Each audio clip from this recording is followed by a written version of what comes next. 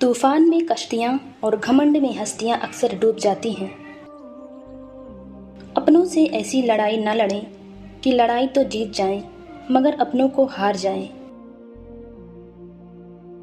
ہم نے آداب کے چکر میں قرآن پاک اتنا اونچا رکھ دیا کہ اب ہاتھ نہیں پہنچ رہا۔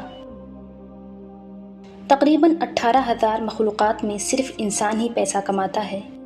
کوئی مخلوق کبھی بھوکی نہیں رہتی اور انسان کا کبھی پیٹ نہیں بھرتا۔ عقل مند اور بے وقوفوں میں کچھ نہ کچھ عیب ضرور ہوتا ہے۔ عقل مند اپنے عیب خود دیکھ لیتا ہے اور بے وقوفوں کا عیب دنیا دیکھتی ہے۔ باتوں کی مٹھاس اندر کا بھید نہیں کھولتی۔ مور کو دیکھ کر کون کہہ سکتا ہے کہ وہ سانپ کھاتا ہوگا۔ اپنے نقصان پر ہرگز غمزدہ نہ ہوا کریں، کیونکہ اللہ پاک آپ سے اس وقت تک کچھ واپس نہیں لیتا جب تک اس سے بہتر آپ کو عطا نہ کر دے۔ زندگی جب بھی رلائے تو سمجھ جانا گناہ معاف ہو گئے ہیں، اور زندگی جب ہنسائے تو سمجھ جانا دعا قبول ہو گئی۔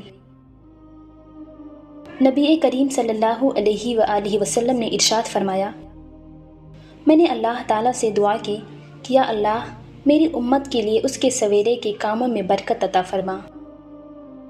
حضرت علی رضی اللہ تعالیٰ عنہ نے فرمایا، اخلاق وہ چیز ہے جس کی کوئی قیمت نہیں دینی پڑتی، ہاں مگر اس سے ہر انسان خریدا جا سکتا ہے۔ حضرت علی رضی اللہ تعالیٰ عنہ نے فرمایا، اتنے خشک نہ بنو کہ توڑ دیے جاؤ، اور اتنے نرم نہ بنو کہ نچوڑ دیے جاؤ۔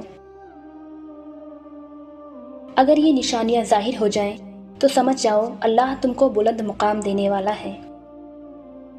بندے کو اللہ کی عبادت میں لطف آنا شروع ہو جاتا ہے اور گناہوں سے نفرت ہو جاتی ہے۔